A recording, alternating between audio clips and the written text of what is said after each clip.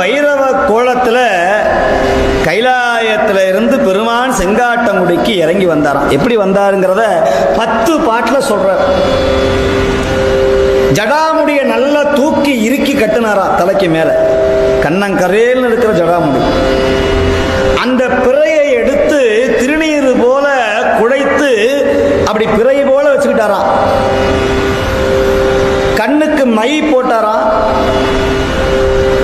நல்ல ஜடாமுடிய தாடியோட அப்படி திரும்பி விட்டு சங்குனால செய்த குழையை காதலே மாட்டிக்கொண்டாராம்.